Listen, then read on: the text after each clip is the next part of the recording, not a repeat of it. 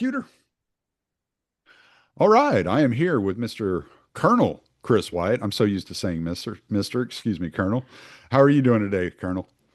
Well, Tommy, I'm fine. Thanks for asking me to come on the program. It's a pleasure. Always a great opportunity to talk to folks I haven't had a chance to converse with before. So I'm looking forward to our conversation. Yes, this should be fun. As my audience knows, my wife is South African, and you do a lot of work with South Africa. So it was when I ran across you and ran across your channel, it was something I was very interested in keeping track of, because you were working with the refugees, and I thought it was so interesting the work you were doing and how you were dedicating your time and helping the new refugees from South Africa and the heart you have for the Afrikaners and the Boer people that I just couldn't help but ask you to come on the show. Well, yeah, it's great to be on here. I started using my YouTube channel and I made one mistake. I should have created a business channel. But when I retired from active duty in October of 2019, just before the COVID scam began, I decided to start a consultancy. And then the COVID scam started. And I'd had these trips booked to Ghana and Senegal where I was going to be paid a lot of money to tell Mm. people about those places to get US businesses to invest there. And I get to travel there. So it was really exciting. I was really excited about my new consultancy. And then the COVID scam, I couldn't travel. You couldn't go anywhere, remember? Right. So what am I going to do? I said, well, first off, my hip wasn't messed up at that time. It was getting worse, but I didn't know it. So I exercised. I'd walk an hour and a half in the morning, an hour in the evening, and run 3 days a week to stay fit. So I stayed, healthy and that sort of thing for my body. But my mind, my ability to communicate is my stock and trade. So how do I do that? I could write, and I still write, academically and for newspapers, but to engage people because, sitting at home, when everyone's out wearing masks or you can't go anywhere, how am I going to engage? So pretty early on during the COVID scam, I started using my existing YouTube channel to make videos about topics in Africa that if I would refer a business to my channel and say, "Hey, see, you want to learn about me? Listen to me talk about the African Continental Free Trade Agreement, or about ECOWAS, or about SADC, or about counterterrorism in the Sahel." You can go watch these videos, and that's what started it. And that channel, my original channel, went from 2 subscribers after 15 years because as an intelligence officer on active duty, I couldn't be putting up a lot of videos. That's inappropriate. So now I'm no longer in active duty. So that went from 2 to 23,000 subscribers. And then after the election, YouTube started coming after me and accusing me of violating their community standards, which I never did. They removed my channel after 3 months of harassment on probably about 40 of my videos, most of which were restored. And then I started another channel, but I lost that channel. And 2 years later, they gave that channel back after I appealed it a third time to prove that they were frauds, that I never broke the rules. But anyway, the bottom line with this is that I started a new channel in April of 2021. And that channel has grown to almost 130,000 subscribers at this point, about half in South Africa and the rest around the world. In fact, today, somebody jumped into my stream asking me a question about why we're not sending ATACMs to Latvia. And I said, what do you mean? He said, well, I'm in Latvia. We've received the launchers, but we never got the missiles. I'm like, well, that's because we gave them to Ukraine. I can't help you with that. You're a retired colonel. You're not actively making those deals at this moment. So, No. And in fact, I mean, I never sold ATACMS, but I was responsible in security cooperation for selling defense materiel to countries in the Middle East and Africa. So yes, I have been in that business before. yes. An arms dealer. There you go. So, what was that? Lord of War with Nicolas Cage? Yeah, not quite that exciting, but yeah, that's yeah. Except he was in the private sector. Yeah, no, it's Right, right. yeah, no. The stuff we mostly sell to Africa are like helicopters and tents and uniforms and HIV equipment, stuff like that. Right, right. So, well, I wanted to ask you about there were the protests last week. Was it June 30th? They had the protests around the country. It doesn't look like from the coverage I saw you covering, it doesn't look like it got too out of hand. It looks like there were some like small incidents here and there, some looting in some places, but it didn't look like it got too crazy. And I noticed you had made comments about the size of the protests and the size of the crowds. And I was just wondering, how much do you think that the decimation of USAID played into the lack of money going to fund those protest movements? Well, AID money should never be funding those protest movements. If it's done, then there's some corruption. There needs to be an investigation into it.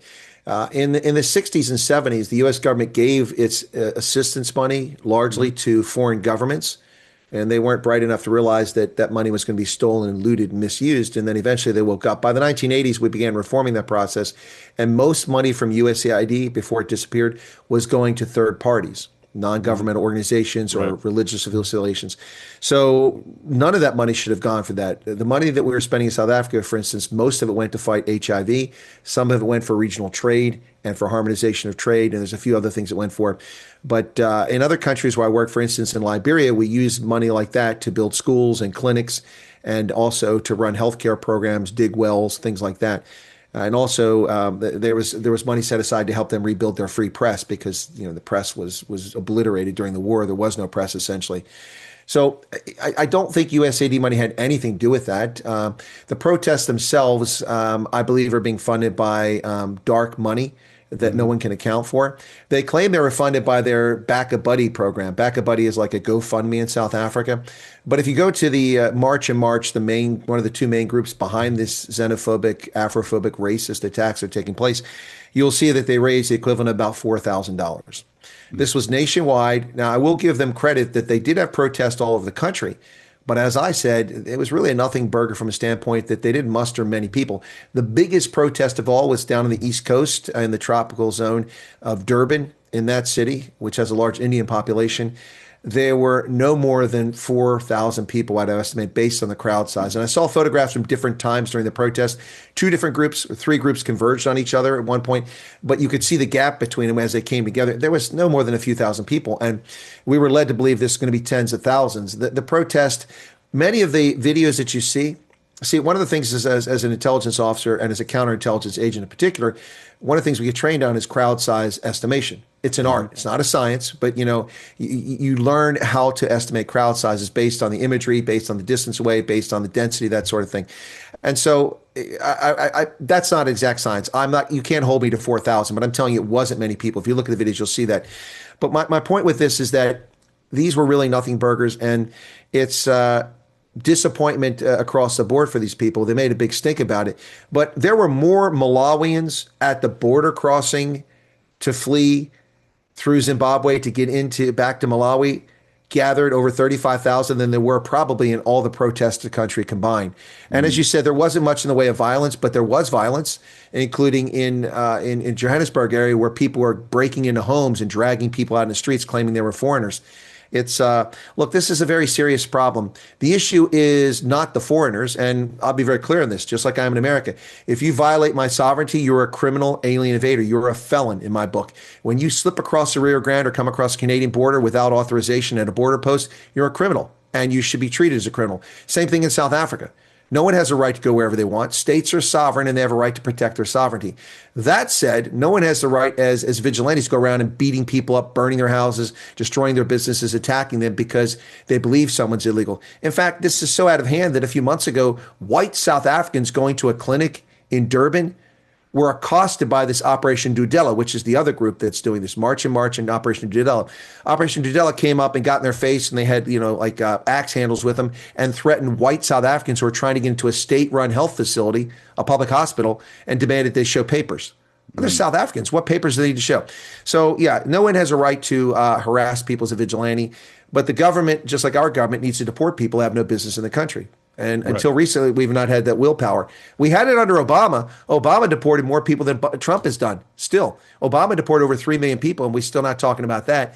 Trump has only deported 1.2 million so far, or thereabouts. Now another 1 point something million have self-deported.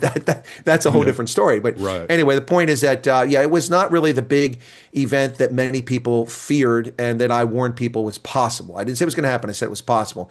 Better to be forewarned and forearmed than to be shocked and caught off guard. Right. Yeah, that's definitely a true scenario. When you talk about the problem being the ANC, and it parallels the U.S. in so many ways. One of the things when I started looking at South African politics and the history of South Africa, it was after my wife and I had gotten together, and she had said it was during when they were tearing down the Confederate statues, I guess it was still under Obama. It was before Trump was in office, and she had said that if America's not careful, it's going to end up being South Africa. And as I started looking into South African politics, I could really see the parallels and the trajectory that America is on. And I say we might be 10 years behind South Africa if we continue going the trajectory that we're on at this moment. Well, it's an interesting statement, and there are clearly parallels here. Helen Zille, the one of the most famous politicians for what was an opposition party, the Democratic Alliance, wrote a book a few years ago called "Go Woke, Go Broke," and it's ironic because she's leftist, she's left of center, and she's woke in some respects herself. But I think she's more a pragmatist. But her party is definitely woke. Her party promotes gay rights and gay pride parades, and they love state control of private enterprise. They just think the ANC does a poor job. They could do a better job of it. And so they're also an apologist for a lot of the policies that are run by the ANC. So it's ironic that she talked about this go woke thing because there are so many things that and she claimed in her book, the reason I mentioned her book is because in her book, she says this all started in America. Yes and no. Yes and no. Yes, some of this, rules for radicals and some of this democratic socialism got its foothold in the States back in the 60s, and it crept along for decades. And yes, we are responsible for some of this. But many of these things come to a manifestation in a major way in South Africa first. And it started with fees must fall at University of Cape Town, where lazy students demanded that they get free education. They thought they had nothing to play. Because they're black, they're entitled to free tertiary education. Nobody's entitled to university education. It's a privilege. Less than 1% of human beings on this entire planet ever attend a single minute of a university lecture or class. Less than 1% of humanity. And for arrogant black supremacists in South Africa to demand that they get free tuition is unacceptable. No one should get free tuition. You should have skin in the game. Now that doesn't mean if you're poor, you shouldn't get assistance. I mean, we as taxpayers or they as taxpayers can create programs who are people who economically don't have the resources, whether it's grants or loans, but you don't just get the fees must fall and you just get to do what you want. And that started. And then at Rhodes University, they attacked the statue. Of course, Cecil Rhodes gave the money to found that university and they attacked him. And the Confederate statue thing, here's the problem with that. If you don't like statues, that's your prerogative. And I'm not in favor of the Confederacy. It was a rebellion against federal authority. 7 of my 8 great-grandfathers fought in the Civil War. 7 of the 8. The other was in his 50s, so he's too old. And of those 7 of the 8, every one of them fought for a Union regiment, even though they came from Maryland and Virginia. Every one of them fought in a Union regiment against the Confederacy to preserve the Union to end slavery. And that's a fact. But the thing is that if you don't like those, I don't have a problem with a Robert E. Lee statue in Virginia. He's from Virginia, and his family did a lot for Virginia. Mm-hmm. In New York City, there's a statue of Joseph Stalin.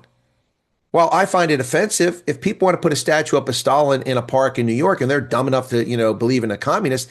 That's their prerogative. I don't have a problem with these statues. If we were going to remove statues of people who were treasonous or turned against the United States or people we didn't like, well, then there would be no statues of any Native Americans. The Native Americans fought against the United States. Mm-hmm. So should we destroy every Native American monument and every Native American museum and every Native American name? Well, we're going to have to rename Massachusetts. We're going to have to rename the Susquehanna, the Chesapeake Bay.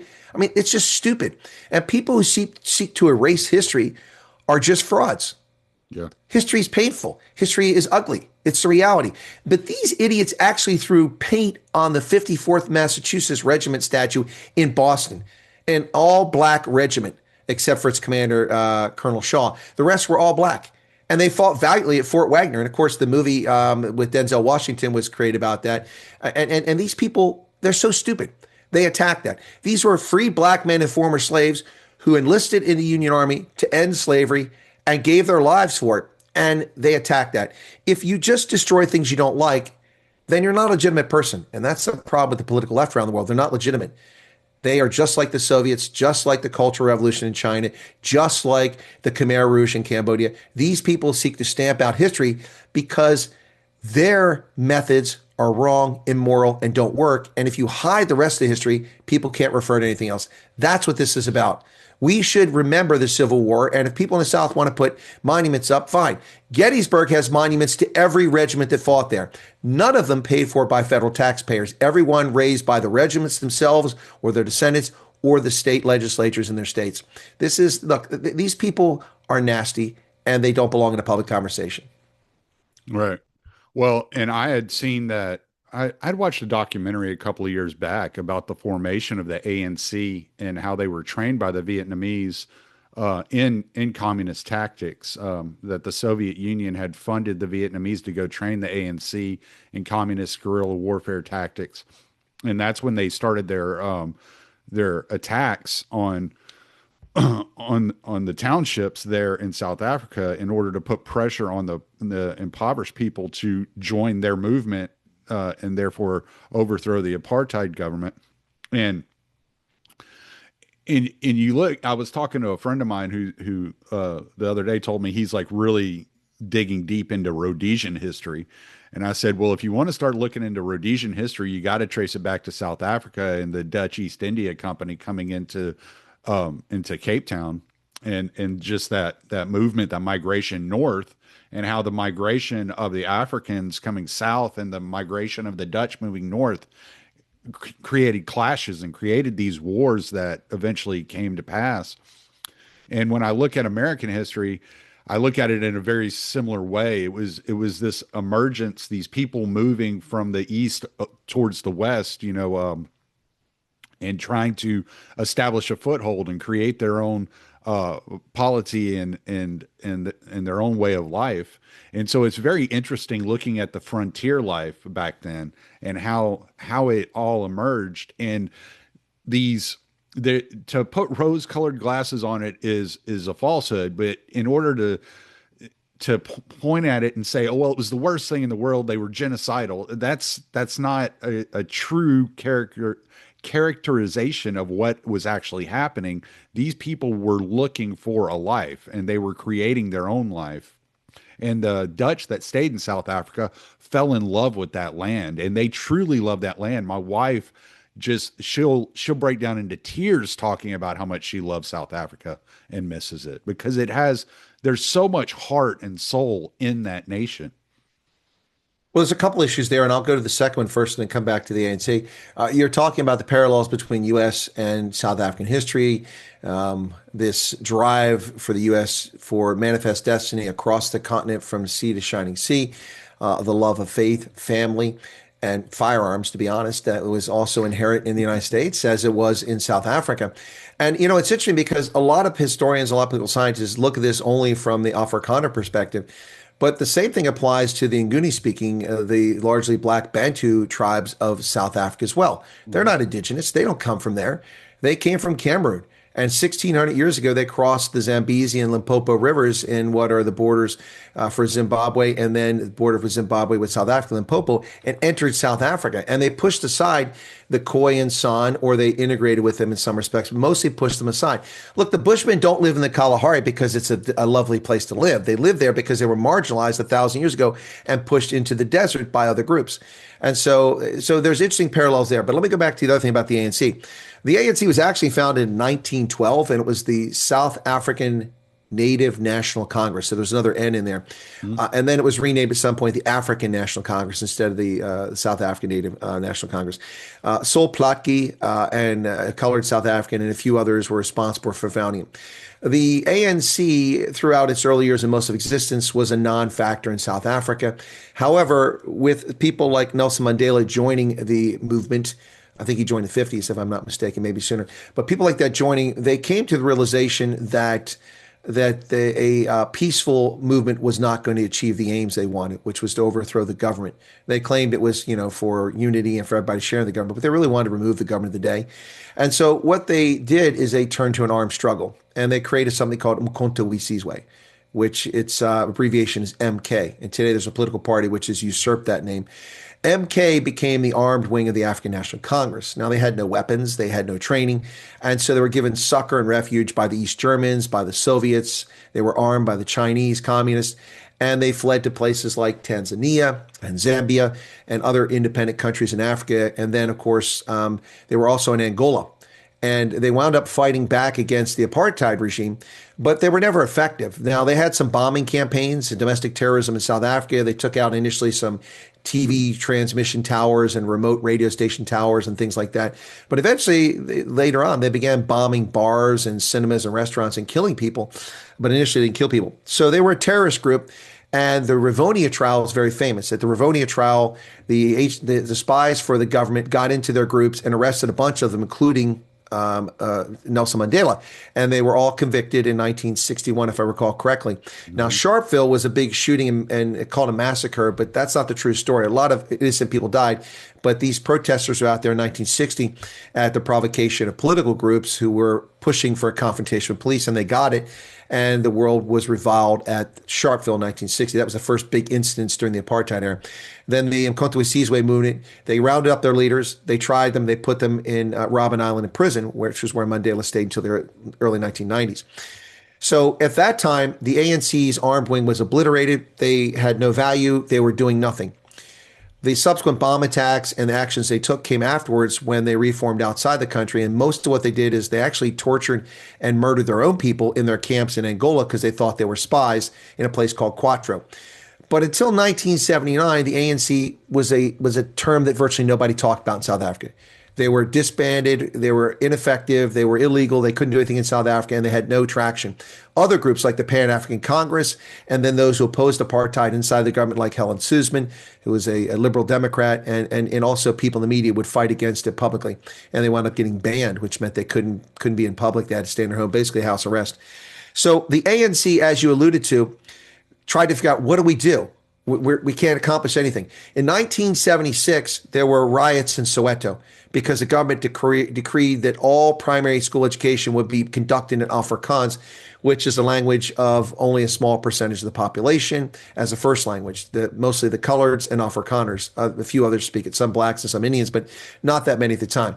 Just a few million people. So the students rioted in 1976 in Soweto. It took the government some time to get control, but the ANC didn't play a role in that.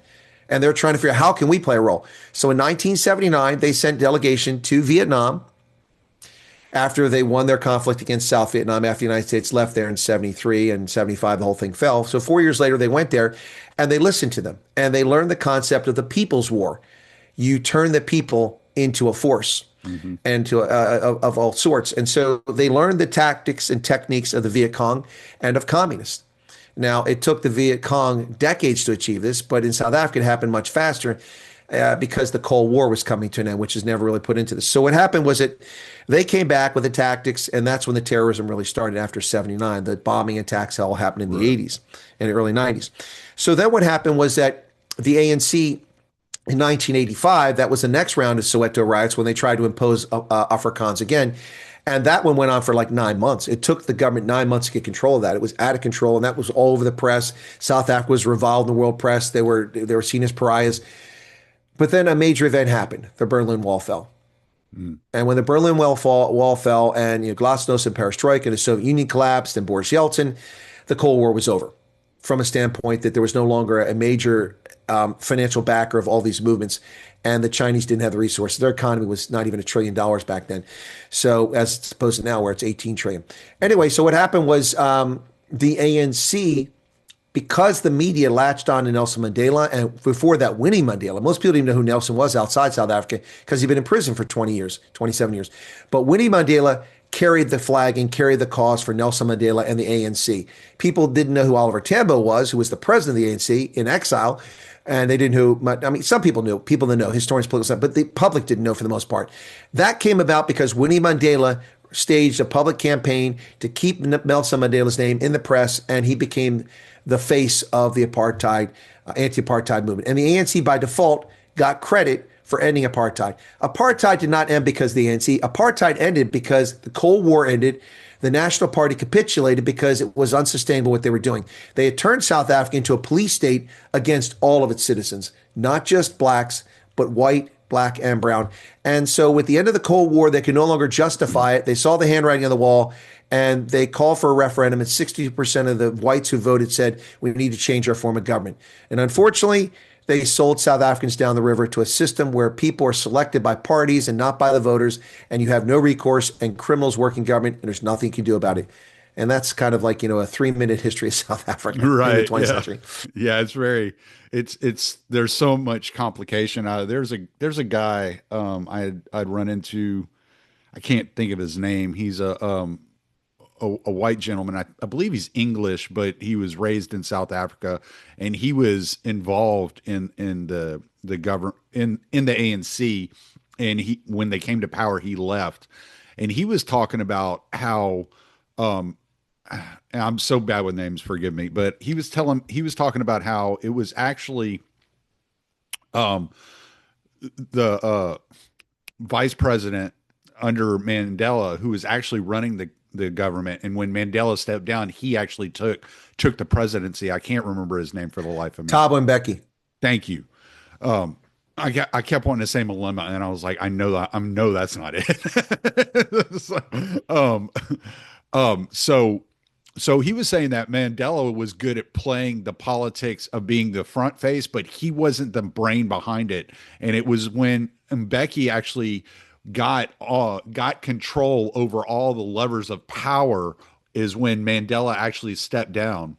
Because when going into office, Mandela's health was already so bad that he really couldn't do the job. He was just the front facing kind of HR spokesman for the country, and that Mbeki was doing all the hard work behind the scenes, and that it was actually getting the levers of power and getting people put into place in the different organizations within the government. And that's when the downturn of South Africa actually began to take place. And so when I look at that and I look at where South Africa sits today, and the allowance for the EFF to go around with Malema singing "Kill the Boer" and the violence against the farmers and what had happened in what was once Rhodesia, now Zimbabwe, and how that turned such a beautiful nation into this economic crisis that we see today. I can't help but feel this concern for South Africa, and not because it's white people, but because they're going to destroy the entire nation based upon racism and this black nationalism that they spew so violently. Well, my take on that is a little bit different than what your friend told you. So let's talk about Nelson Mandela. Nelson Mandela was a boxer, Mhm. a pugilist. He was a barrister. He was a liberation fighter. He was a terrorist. He was a president. And he was all those things. And he told people he was all those things. So when I call Nelson Mandela a terrorist, people would get offended. Well, those are his own words. He said he did it because there was no option. Mandela came to power elected by the parliament, not by the people, but he would have won an election hands down with the people because he was the face and that's what they saw. But there was a power struggle within the ANC when he came out of prison because he had not been in ANC leadership for the 27 years he's in prison. And Oliver Tambo kind of stepped aside and let Mandela take that mantle, which was the right move. So Mandela came in as president, and he didn't know how to run a government. He'd never been in a government, and he didn't know that when he said things that people thought that that's how it's going to be. So the problem with Mandela is he ran around everywhere. Went, oh, you don't have water here. We'll get you water. Well, now people had to run around behind him and find a way to get water to this remote village that didn't have any pipes and no lines or electricity. And the power lines are, miles away. Right. So a lot of effort was done because Mandela meant well from that standpoint. But the one thing that Mandela really deserves credit for, two things actually. Number one, he was genuine about reconciliation between black and white South Africans in all races. He really was. And you can see it in his actions. I know it's a movie, but if you watch Invictus, it's a pretty accurate portrayal of what happened with the national rugby team, the Springboks in 1995. It was a good movie, yes. It's a pretty good movie. Matt Damon did all right with his accent. I wasn't too bad. but anyway, yeah, so I mean, but there's a lot of truth in that movie. And so he genuinely meant that. So the things he did before, judge him however you want. I'm not a pro or anti Mandela. I'm a historian, and so I'm objective. Now, the thing he did that I think is the most valuable for political leaders around the world, but especially in Africa, is after one term he left office. He could have stayed in office for the rest of his natural life, but he led the country through a transition and he stepped off the stage. The deputy president you're talking about, there were actually two deputy presidents in the beginning. One was F.W. de Klerk, the former president, the white guy who became one of the deputies as part of the reconciliation, and Thabo Mbeki was the other. A lot of people thought it was going to be Cyril Ramaphosa, but it wound up at that time being Thabo Mbeki. The thing about Thabo Mbeki is he's a technocrat. Thabo Mbeki was educated in the UK. During the liberation struggle, he lived abroad in comfort and then came back to South Africa. He and a cadre of these technocrats that were educated in Harvard and Yale, Oxford, and so on, those people came back and that formed a core of technocrats for the ANC. The problem is that they began trying to push the whites, the Indians, and coloreds out of government who were qualified in government or in education and things like that, and replace them with people who weren't so qualified or not even at all qualified. They were just loyal to the political party. Right. Now, the decline actually started after Mbeki, but the roots of it are during Mbeki's time. He was an AIDS denialist. When asked a question about HIV, he said poverty is the cause of HIV, as if being poor gets you a virus that destroys your immune system, because he's an idiot. And the reason is because his small-minded, view of the world is that when someone talked about the reasons for HIV in Southern Africa, they obviously had a problem with black men's sexuality. And that's not the case. Because in America, it was mostly hemophobes, or hemophiliacs, not hemophobes, hemophiliacs, and gay and bisexual men who were getting HIV at this time. It wasn't spread in the heterosexual population. However, in Africa, and in Southern Africa particularly, it was like wildfire through the heterosexual population.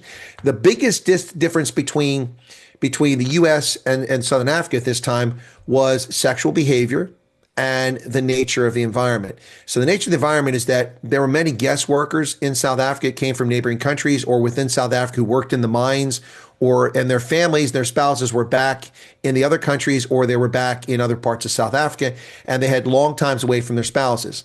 Additionally, you have these long distance truck routes that run from the Congo through Zambia, through Botswana, through Zimbabwe, and down to South Africa, bringing raw materials to port and shipping goods back and forth. What do truckers do who are on the road? I'm not just trying to despair all truckers. I'm not trying to, but let's be honest. And businessmen are the same way. When the cat's away, the mice will play, sort of thing. Except the mice are the ones that are away.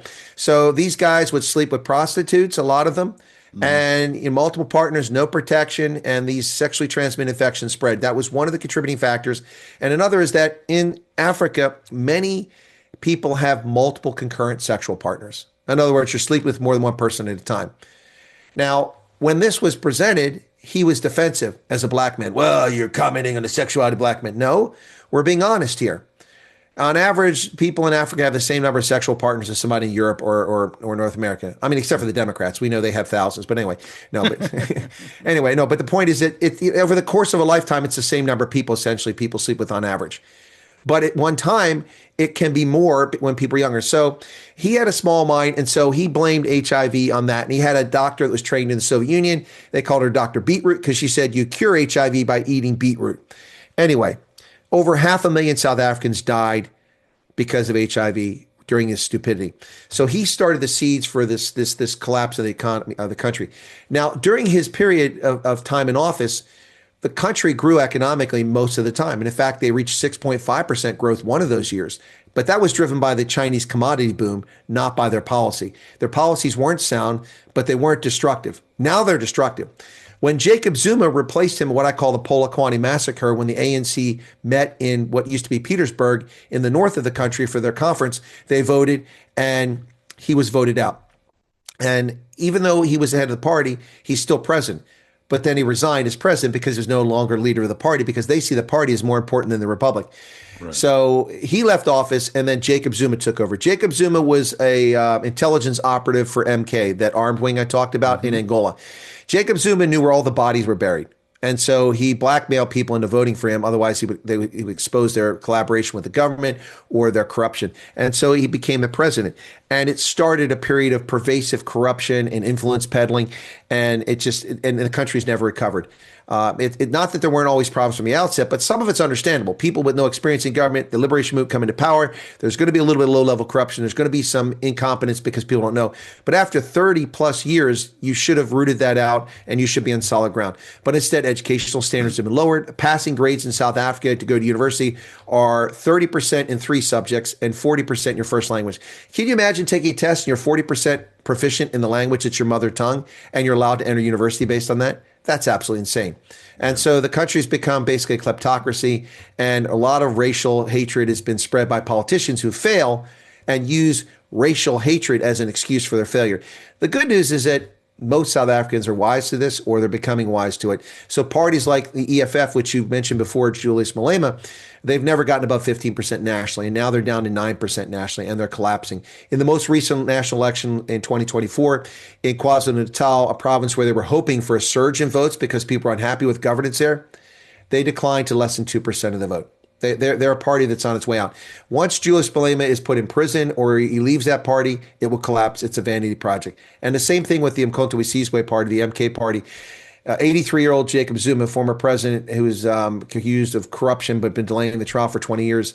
Once he dies, that party will disappear. There's nothing to it. So we'll see what happens after that. Well, so I had heard, and maybe you can correct me on this. The way I had understood what was going on with the MK party and the reason that the EFF was losing some of their influence was because of the MK party has become like a Zulu party. Is that accurate? Well, it hasn't become. It's from the outset been a Zulu party. That's from the very formation. Okay. That's the people that are almost entirely Zulu.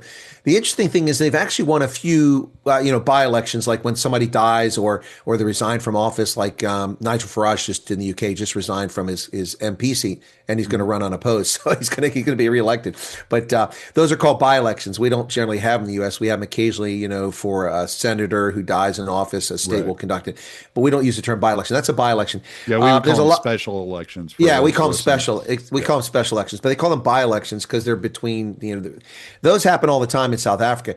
Interesting thing is the MK party actually won a couple constituencies on city councils in the Western Cape, which is nowhere near the Zulu, and there's virtually no Zulu there.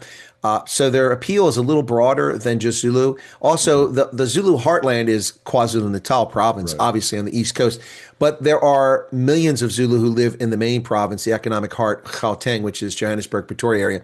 So both of those places are strongholds for them, but more so KwaZulu-Natal.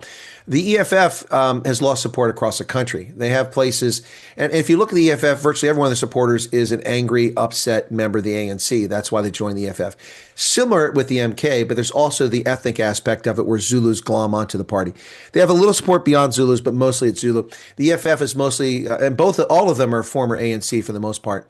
But there is a party on the horizon that is actually causing chaos, not just for the ANC, but also for the Democratic Alliance, and that is the Patriotic Alliance under Gate McKenzie, which has an ethnic component too. The vast majority of its voters are colored. And for the U.S. audience, colored is not a 1950s racial insult. In fact, for nearly a century, black and white people called black people colored. It wasn't an insult. That's just what they were called. But that term in the U.S. isn't the same as colored in South Africa. Colored in South Africa is a distinct ethnic group comprised of people who mix with Europeans and the Khoi and San, and in some cases Africans, but also people from Malaysia who were brought into the Cape Town area as slaves.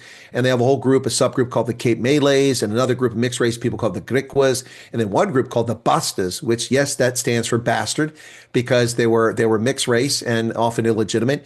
But those people, like the comedians who embrace the N-word, you know what I'm saying? They embrace that word. Same thing with Basters. The Basters is actually a community in Namibia, in a town called Rehoboth, right in the center of Namibia, called the Rehoboth Basters, which about 300 or 400 of them migrated from South Africa up there 150 years ago or so, and settled there to get away from the Cape government, get away from white rule, and get away from British rule later on, and went up there. And there's like 40,000 of them now, and they're very proud. Some of them look as white as I do. Some of them are darker. Some are olive skin colored. It depends on the genetics of the people coming out. And they have Dutch surnames. They have French surnames, which is where the Afrikaners, there's a mix of Germans, Dutch, and French.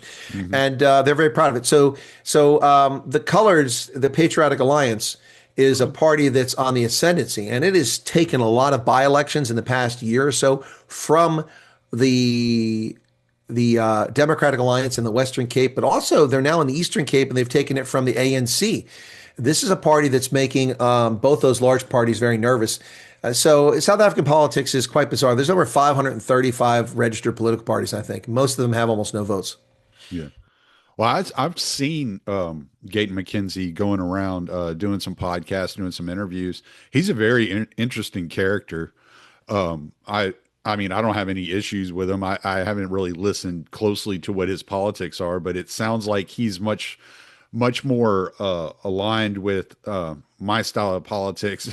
If I were to be in South Africa, which is something my wife does want to do, she does want to move back to South Africa and buy a flat in Cape Town and, just live in paradise, as Rob Hersov would say. So, but that's her dream, and that's what we're working towards. So hopefully that does come to fruition at some point.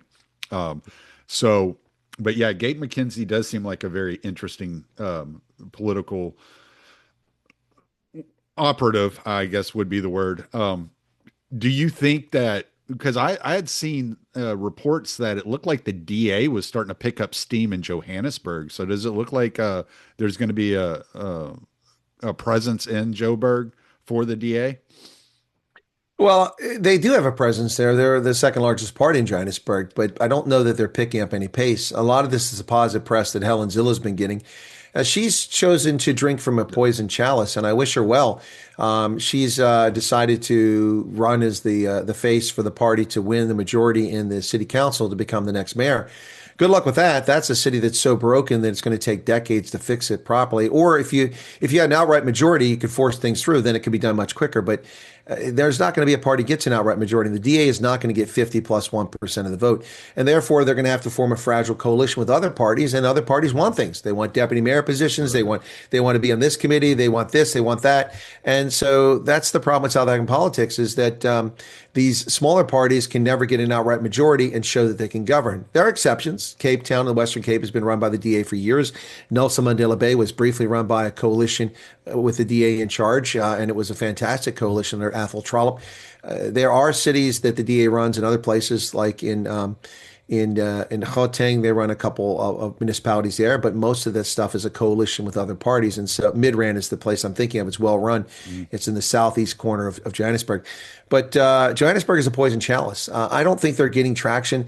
They won a by-election, and they beat the ANC by 8 votes. Over 1,100 votes for each party. They won by 8 votes. I wouldn't say that's a surge or a resurgence. That's Right. the story they're running with right now. We're on the rise. I don't think they're on the rise. The problem the DA has is that under John Steenhuisen, the caustic, arrogant, vindictive, venal former leader, he did so much carnage to the party because of his arrogance and his stupidity and his ineffectiveness, and he doesn't even realize it. And the party itself hasn't come to terms with that. He was just ousted as leader recently, although he would say he didn't run. Well, you didn't run because you were told not to run. Otherwise, your problems that you have personally are going to be exposed. That's why he didn't run. But the bottom line is that the DA ran as an opposition party for decades, and they stood, it's like Barack Obama. There's a line in the sand. You will not cross it here. And they said this on major policy issues that affect all South Africans, including things like the Basic Education Laws Amendment, which was just passed. Now, these bills were all in the previous parliament when the DA wasn't part of the government of national unity, which it is at the national level now in a grand coalition.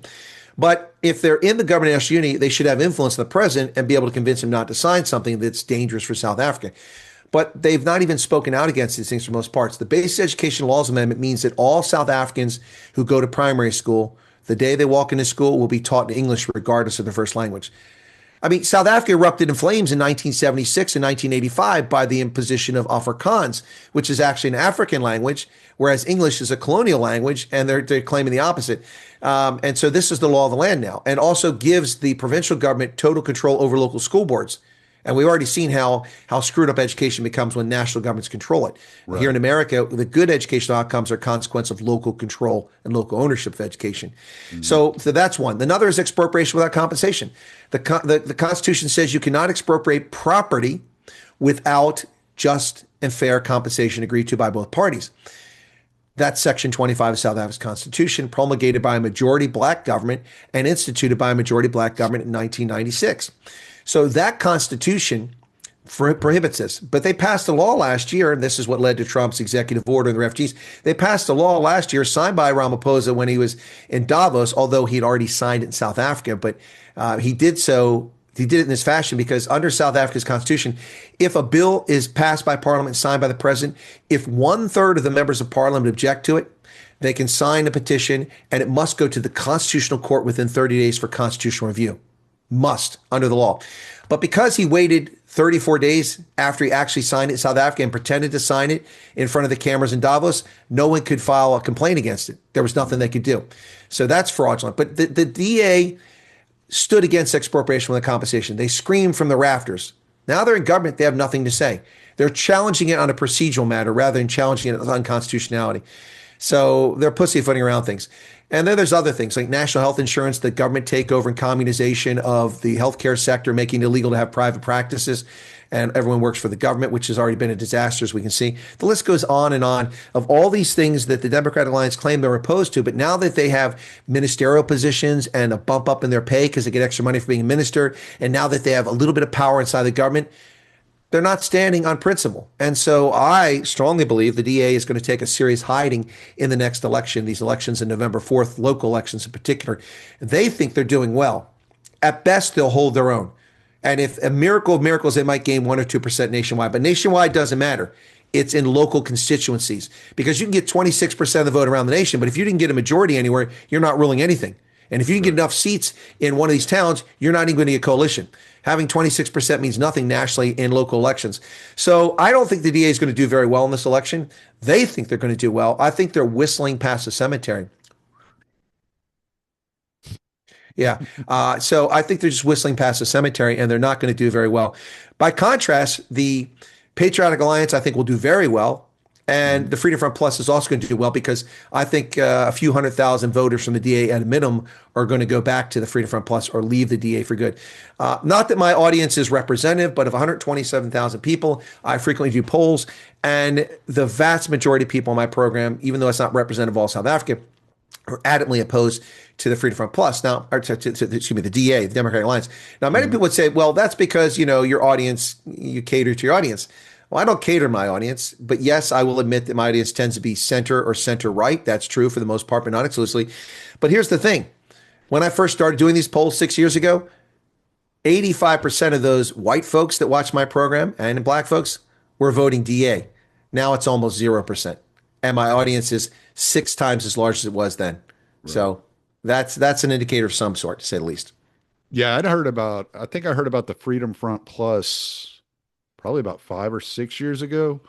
One of my buddies that does a podcast had interviewed the leader of the party years back, and but because they were kind of like a libertarian leaning party, they were a little bit more libertarian leaning, and we working with the Libertarian Institute, they had come across his radar, and he had interviewed them. I think the work they're doing is interesting. I haven't kept up with them lately.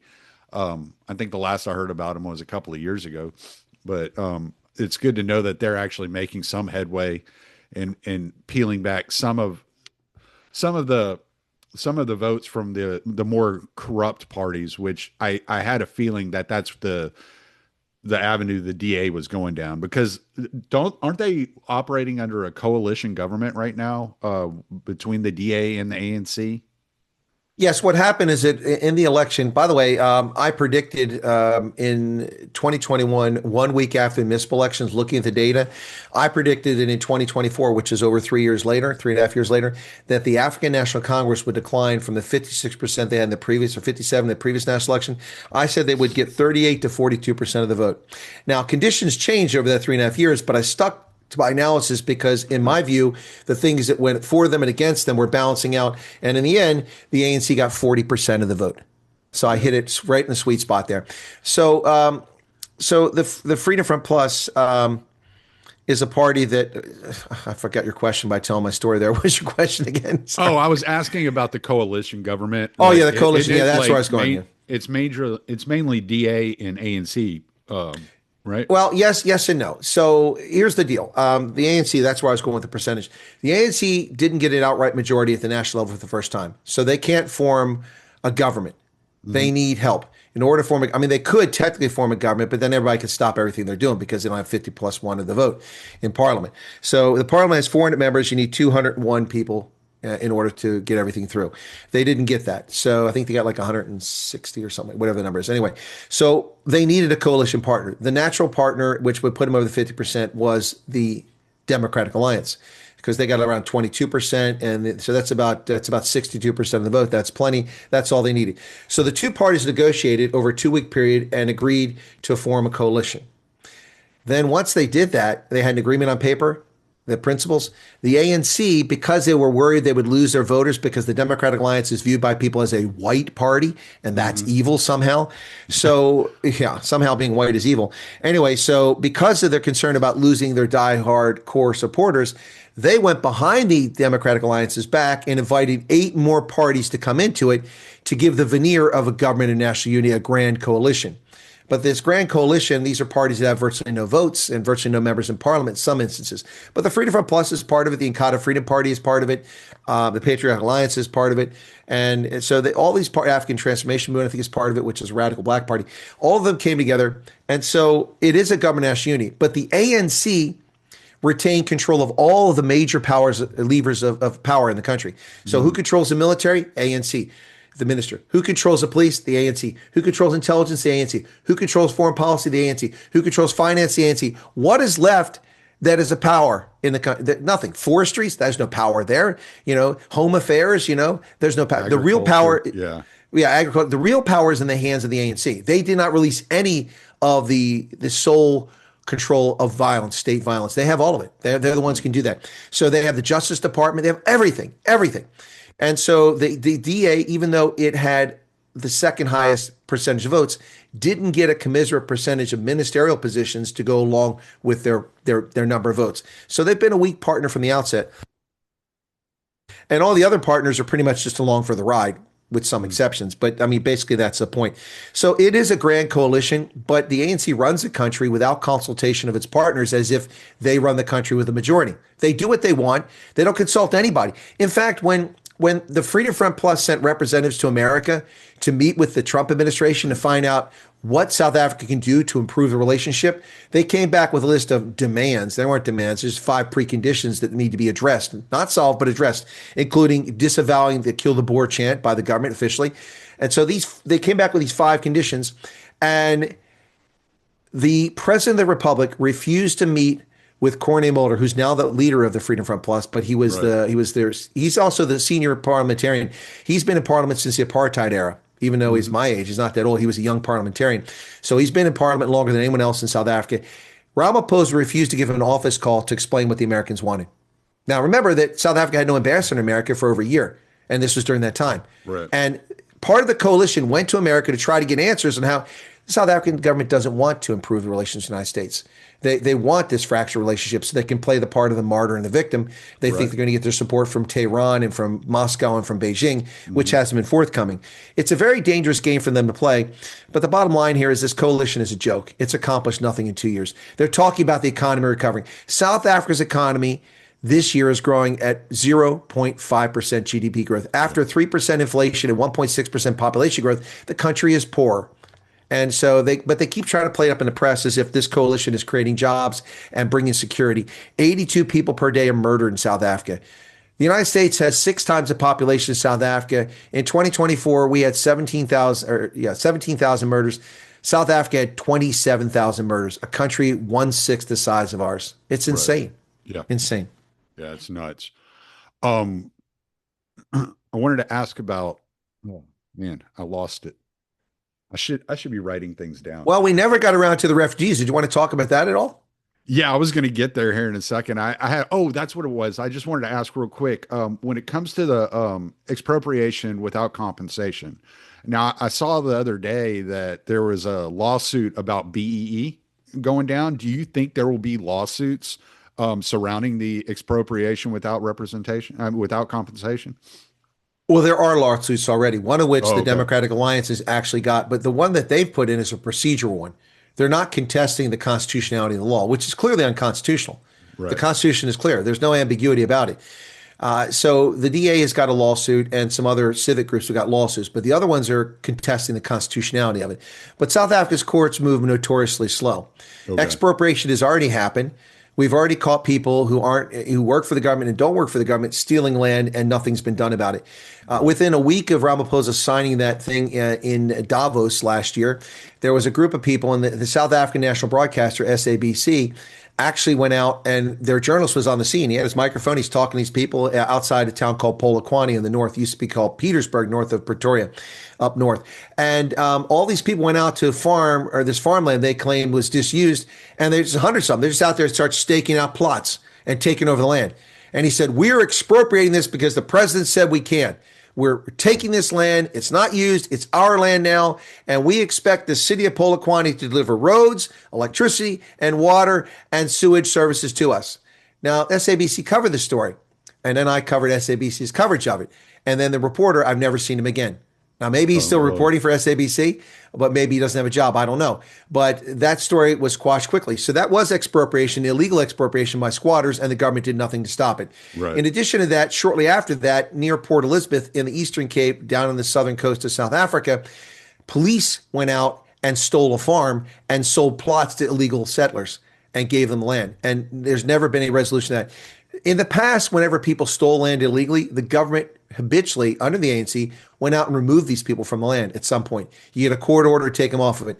That isn't happening for the most part anymore. We've also had a game ranch or tourism site that was stolen by the government in expropriation without compensation, even though it was against the law several years ago. And the media tries to cover it up saying it was never expropriated. Oh, it was, but the courts overturned it, returned it to the owner, and then they put pressure on the owners, and they eventually were forced to sell it because they were spending so much money on legal fees fighting these illegal seizures that they sold it. And the media says, oh, but they made a profit because the government offered them like 20 million and they sold it for 62 million or something like that. Mm-hmm. But the thing is, it was worth a hell of a lot more than that, but they saw the writing on the wall. So they, not only that, why should they be forced to sell their business? It's not even a land claim by people who claim to have been dispossessed under apartheid. Those people are still demanding the land back. They never got it back. A Saudi prince owns the land now. The whole thing is a scam. These people are criminals. They're grifters. They'll steal anything. They'll lie about everything. And they'll use race to blame people. I mean, for years, they've been blaming Jan van Riebeck, who was the guy who established the colony in Cape Town in 1652. And if it wasn't Jan van Riebeck, they blamed apartheid for their failures. Now they've turned in the Jan card for a Trump card. Everything in South Africa that's failed is Donald Trump's fault. And Donald Trump has done nothing to them except suspend aid, which was being misused. And that's the end of that story. But, when you can blame someone else, especially when you blame color, that's an easy path. Yeah, that's why I wanted to ask you that question, though, because that gets us right into what's going on with the refugees. I had heard I think you reported, was it yesterday, maybe the day before yesterday, there are now over 8,000 South Africans that have taken refugee status in the United States. That's correct. The numbers come out once a month from the U.S. Customs Immigration Service. And this year, the government initially had a very low cap of 7,500, 7,000 reserved for South Africans, 500 for the rest of the world. But as of now, only 3 people who are not South African have come over. That was in November. 3 Afghans went to Colorado. That's it. All the rest have come since at the beginning of this fiscal year have all been South African. There's 8,062 who've arrived in America. 6 have returned to South Africa for various reasons, and 3 have passed away to my knowledge. Now, my numbers may not be the most accurate, but I would argue that I have more contact and greater access to the refugee community in America than even the U.S. government at this stage. And so what, as they're coming over, how are they, you seem to keep in touch with a lot of these people as they come over. How are they adapting to life in America? What are the lines looking at as far as the amount of people that are applying for refugee status? How's that operating? Well, we don't know the number. The only figure we know publicly, we know some anecdotal stuff based on what people told us, based on what the South African Chamber of Commerce had some information just within a week of this happening last year provided to the U.S. Embassy, and speculation analysis. The only number we can hang our hat on is Marco Rubio testified in open Senate hearing in late May last year, just before Memorial Day. Now, mind you, the statement of interest, they had the PRM email, which is the Population Resettlement Migration branch of the State Department. When this started, they asked people to send an email to them saying if they're interested in the refugee program to find out if there was any interest because they want to start a pilot program because it's in-country refugee, which is rare but not unprecedented. We did it in Cuba. We did it in Bosnia. So they had to get a feel for this. And that was the PRM email, as it's called. And then the other was a statement of interest on the 12th of May. Well, In late May, Rubio testified in open hearing that 72,000 or 75,000 applications or statements of interest had come in. That was last year, 2 weeks after the window opened up. Now we're 17 months in this process. I don't know how many, but my own estimation based on what I've seen is probably 250,000 people have applied for this, which can mean as many as 600,000 people if they come over. But that's not happening. The pace is far too slow. But as far as seeing people, a refugee gave me this map board. You can see the pin cushions on here, places I've been where I've met refugees. Twin Falls, Idaho, Las Vegas, Dallas, Texas, Birmingham, Alabama, Tampa, Orlando, Florida, Monroe, Georgia, Atlanta, Georgia, Greenville, South Carolina, Spartanburg, Kings Dominion, Virginia, Richmond, Harrisonburg, Columbus, Ohio, Cleveland, Ohio, Erie, Pennsylvania, Buffalo, Rochester, Carlisle, Pittsburgh, where else? A couple other places here in Pennsylvania, Riverdale, Maryland, and also Rockville, Maryland. I've been over 30 meet and greets, and I've been to those are the places I've been across the country meeting refugees. Now I've done all that largely my own expense. I've had a couple sponsors who volunteered cash a couple times and helped a little bit with airfare and stuff like that. But I've traveled around the country. In person, I met with over 1,200 of those 8,000 refugees that have come to America since last year.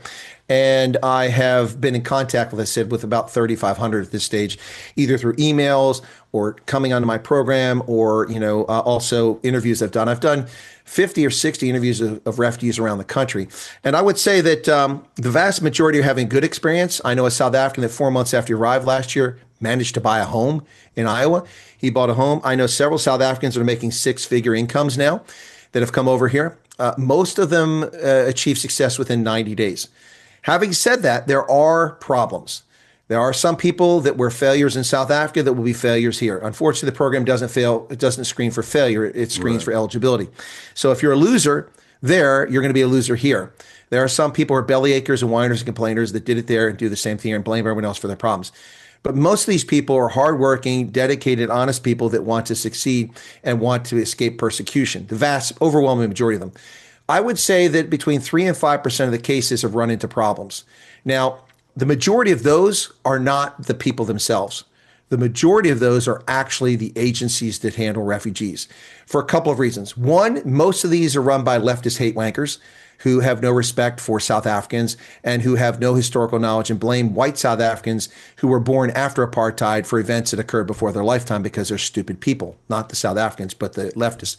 Right. And so we have some leftists that actively undermined the program once refugees arrive here and treated them abysmally. But I've also come across a case where refugee agencies have been abusing all refugees. I went to Rochester, New York in January this year and discovered that Church World Service had been abusing Afghans and Nepalese and then the South Africans when they arrived. Now, the other problem with the South Africans, and it's not a problem per se, but it's a problem for the refugee agencies because they're perplexed. You have to understand most refugees who've been coming to America for the last 30 years have been people of color who aren't Christians, who don't speak our language, who come from broken third world countries, escaping war or persecution or communist governments, and they're just glad to get out and they don't know what to say or do. They're afraid they'll be sent back. And some of these agents take advantage of that. They tell them, you keep complaining, we're going to send you back. Well, they have no authority to do that. Only the U.S. government can do that. But these people don't know any better. Mm-hmm. And so they take advantage of them. And sometimes they hold on to the money. Sometimes it's used. I've uncovered massive fraud in this program for refugees that goes back years and years and years. Nick Shirley's got a lot of attention for the Laring Center in Minneapolis. Yeah. Well, that's recent. This fraud with refugee is going back 40 years. And we spent $12 billion on refugees in fiscal year 2024. How much of that was in fraud? If even 3 or 5% of that was there, we're talking about tens of millions of dollars per year and probably billions over the course of this. So some of these people take advantage of refugees. And then the third reason why it's a problem. So some of it's the refugees themselves, a very small number. Some of it's the agents. And the other part of this is that sometimes the agents mean well, but they don't know how to deal with people that can speak to them in English and ask legitimate questions like, what about this, my Social Security appointment? What are we supposed to do for healthcare? How does the insurance work? What about usually they're accustomed to coddling and nannying and babying these refugees, because not to speak ill of the other refugees, but they're just not accustomed to being in a first world country, whereas South Africa was a first world country. Right. And so they're accustomed to it and have expectations. And the expectations are not unrealistic. It's just that many of these agents have never seen this before, so they don't know how to respond, because to them a refugee is someone that you have to hold their hand all day long. Whereas many of the South Africans don't need to hold a hand. They just need to be told which direction to go. And so there are some cases that are problematic. And that's, I think, the three main reasons why they're problematic. But the vast majority of these people are doing very well in America.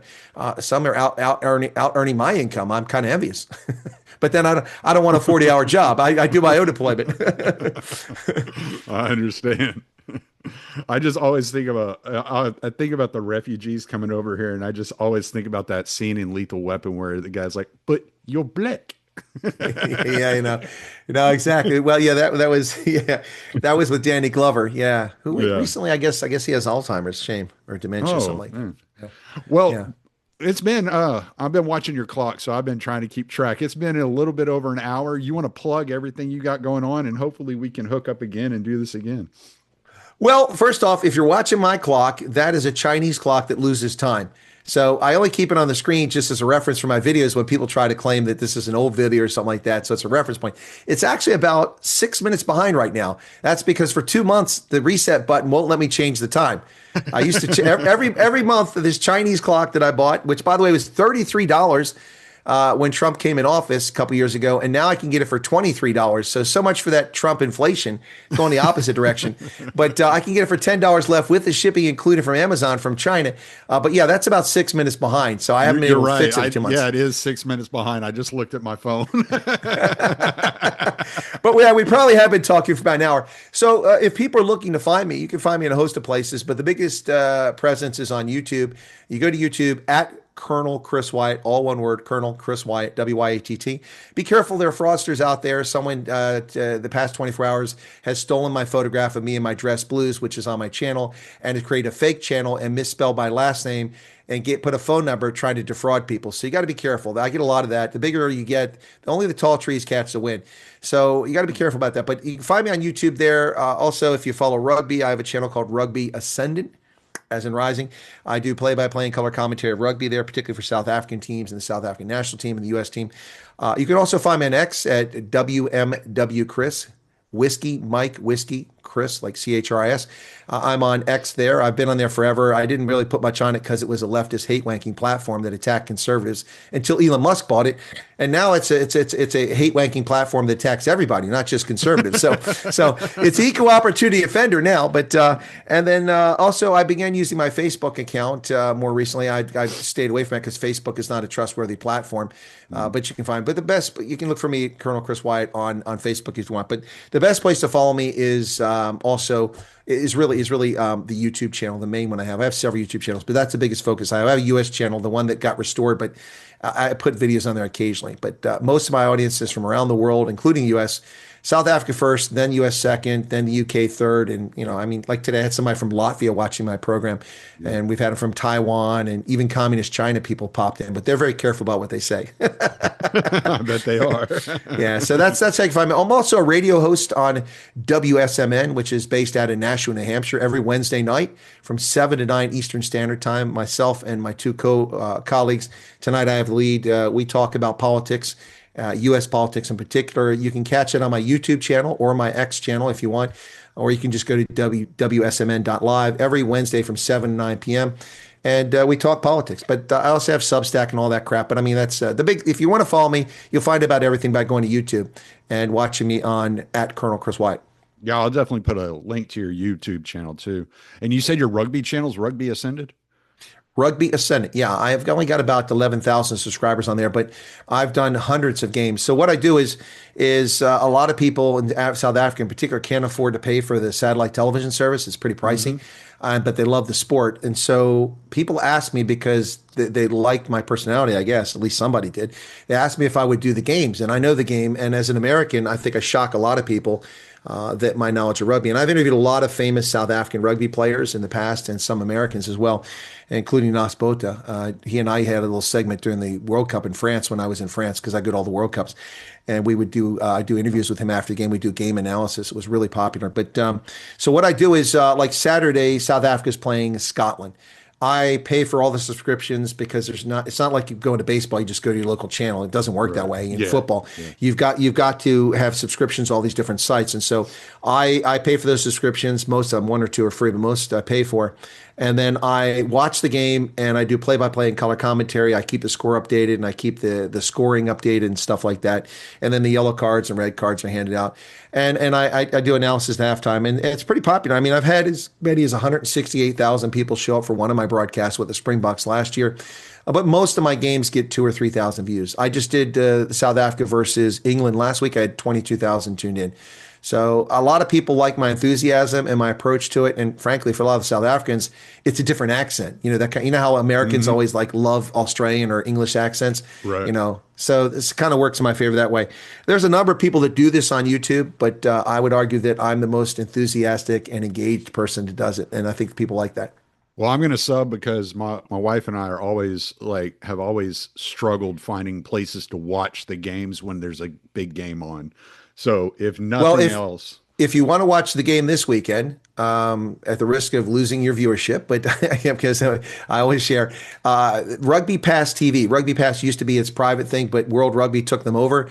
That game will be broadcast for free. Just go to rugbypasstv.com and okay. or look it up, and then create a free account. And you'll find under the schedule, you'll see all the games that, the New Zealand game, the Japan game, the England game, and then you'll see the South African game, which is on 11:40. So I'll start my broadcast probably about 11:30.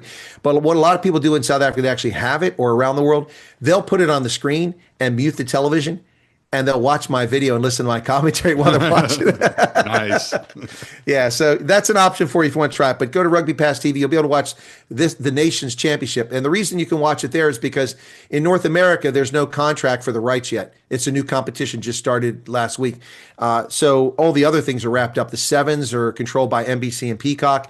Some of the national tests are controlled by Paramount Plus, so you have to subscribe to those networks. But in this case, it's free for now. And then most of the South African games that I broadcast are actually on Flow Rugby, and that's a separate subscription. But those games won't start until the Curry Cup in a few weeks. But anyway, so that's kind of that. But yeah, if you want to subscribe, I appreciate it. But if you want to watch the game, you can do it that way. Cool. All right. Well, I'm going to stop the recording.